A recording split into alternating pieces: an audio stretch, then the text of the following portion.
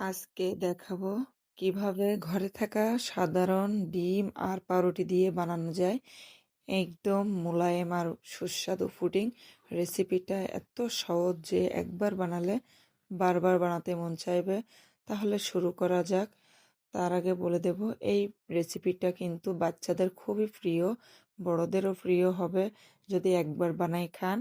একদম পুরা ভিডিওটা যদি স্কিপ না করে সুন্দরভাবে দেখে নেন তাহলে কিন্তু খুবই ভালো লাগবে। হ্যালো গাইস, আসসালামু আলাইকুম, কেমন আছেন সবাই?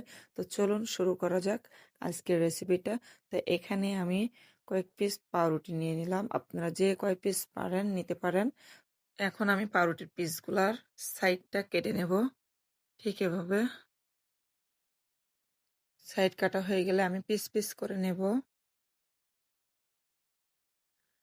পিস পিস করে একটু টুকরো টুকরো করে নেব। আর এই রেসিপিটা খেতে অসাধারণ লাগে, বাচ্চা কিংবা বড় মেহমান যে কোনো সময় কিন্তু আপনারা বানাইতে পারেন। সব কিছুতে এই রেসিপিটা যায় খুবই ভালো। খাওয়ার পরে মিষ্টি অবশ্যই একটু খাওয়া ভালো। তো আমি এখন পাউরুটির পিসগুলো উঠিয়ে নিচ্ছি একটা বলের ভিতরে এভাবে করে। তো এখন যেটা করব পাউরুটির পিসগুলা, সেটা হলো আমি এই পাউরুটির পিসের ভিতরে কিন্তু ডিম ভেঙে দেব 2টা।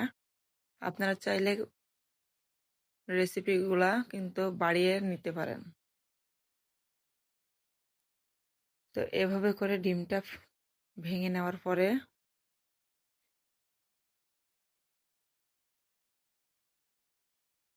এর মধ্যে দিয়ে দেব চিনি আধা কাপের মতো। মিষ্টিটা আপনারা যে যা পছন্দ করেন, লবণ দিয়ে দিলাম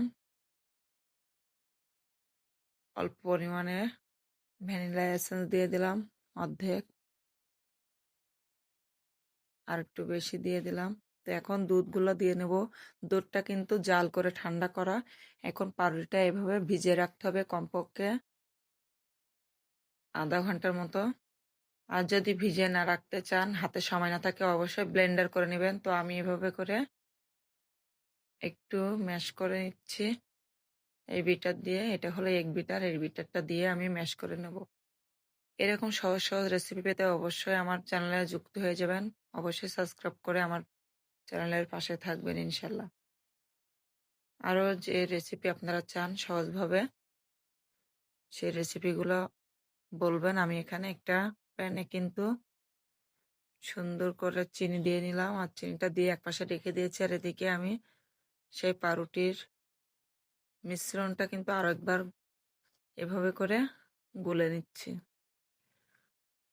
তো আমি ব্লেন্ডারে না দিয়ে এটা দিয়ে, ডাল ঘুটনি দিয়ে, যে কোনো ঘুটনা দিয়ে কিন্তু আপনারা এভাবে করে নিতে পারেন ঘুটে ঘুটে। তো আমি মোল্ডে চিনি দিয়ে আমি মোল্ডটা একটু দিয়ে দিলাম। আপনারা চাইলে বাটিতেও করতে পারেন, কাচের বাটি বা যে কোনো এতে, কিন্তু কাচের বাটিতে ডাইরেক্ট দেওয়া যাবে না। আপনারা কিন্তু বাটিটা আস্তে করে অন্য একটা পাত্রের উপরে বসিয়ে তারপরে কিন্তু আপনারা চুলাতে দিবেন। তো আমি এখন এটা ঢেলে নিলাম।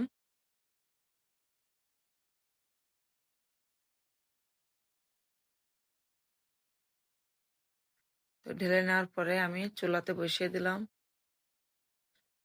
তো মিনিমাম হাইটে দিয়ে পরে আস্তে আস্তে দিয়ে রাখবেন।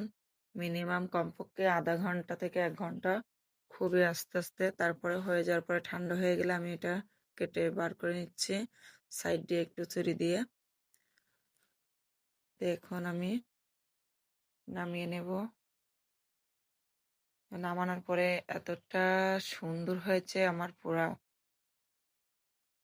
পুডিংটা, দেখতে কিন্তু অসাধারণ হয়েছে। এখানে কিন্তু আমি বেশি পরিমাণ চিনি দিলে আমার কিন্তু শিরা টাইপের একটু বার হতো, কিন্তু আমি এখানে বেশি পরিমাণ চিনি দেই না, এই জন্য কিন্তু পানিটা কম আসছে।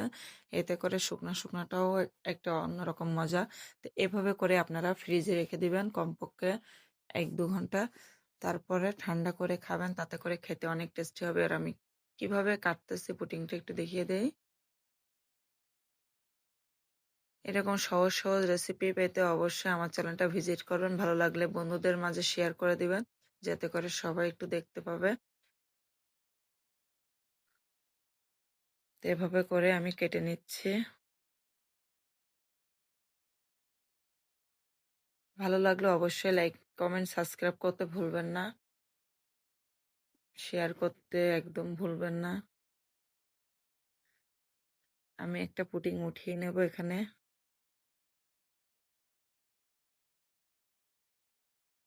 তো এভাবে করে পুডিং উঠানোর পরে দেখেন, একটু কেটে দেখাচ্ছি।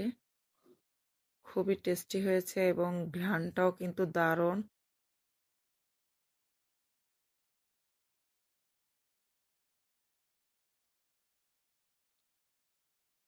এই ছিল আজকের সুপার ইজি রুটি পাউরুটি পুডিং রেসিপি। যদি রেসিপিটা ভালো লাগে তাহলে লাইক, কমেন্ট আর চ্যানেলটা সাবস্ক্রাইব করতে ভুলবেন না। আমার নতুন রেসিপি নিয়ে দেখা হবে। আল্লাহ হাফেজ।